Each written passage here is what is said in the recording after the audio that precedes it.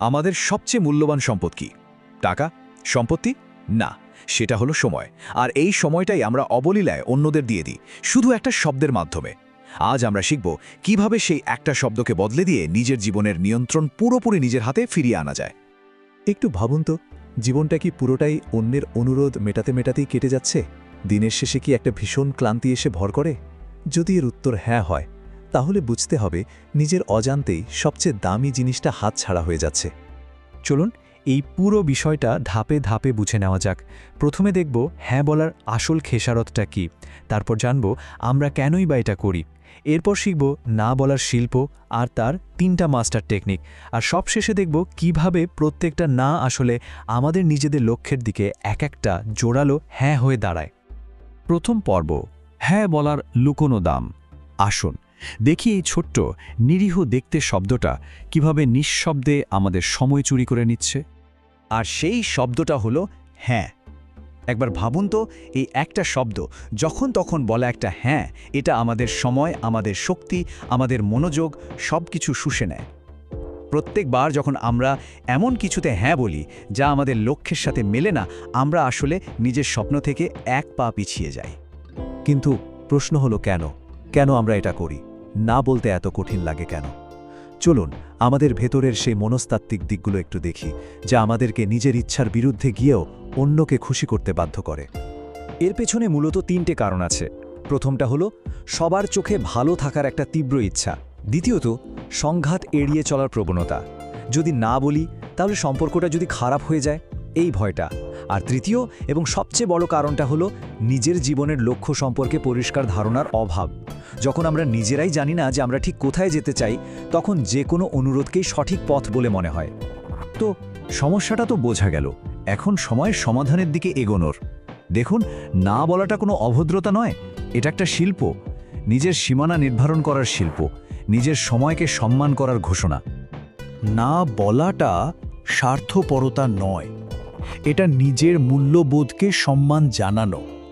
এই কথাটা মাথায় গেঁথে নিন, কারণ এটা শুধু সময় বাঁচানোর ব্যাপার না, এটা নিজের জীবনকে বাঁচানোর ব্যাপার।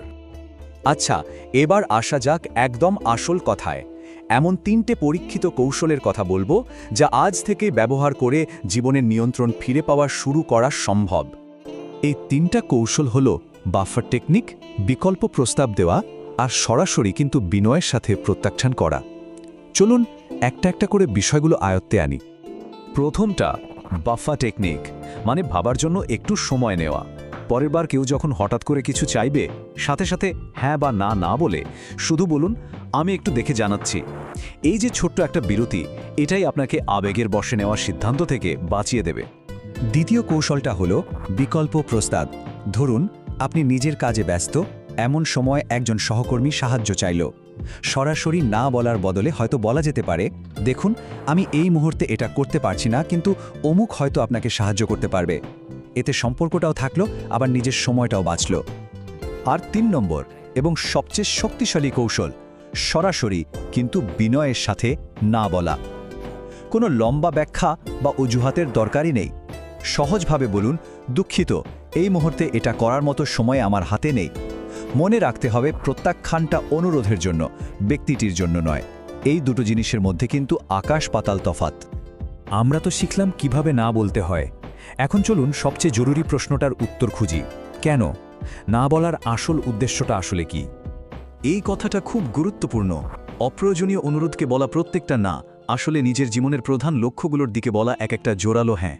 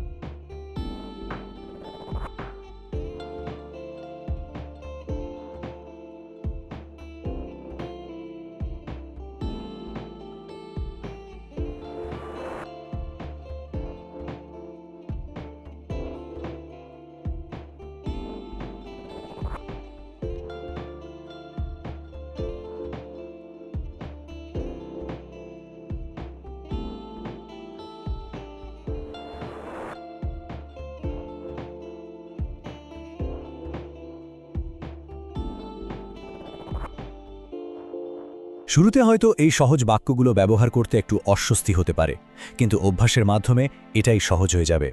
এগুলো দিয়ে শুরু করুন, ধীরে ধীরে আত্মবিশ্বাসটা গড়ে তুলুন। তাহলে শেষ প্রশ্ন, কালকের জন্য বা পরের সপ্তাহের জন্য অপেক্ষা কেন? আজ ঠিক এই মুহূর্তে কোন অপ্রয়োজনীয় অনুরোধটাকে না বলার সিদ্ধান্ত নেওয়া হচ্ছে? সময়টা আপনার, জীবনটাও আপনার, নিয়ন্ত্রণটা নিজের হাতে তুলে নিন, ঠিক এখন থেকে।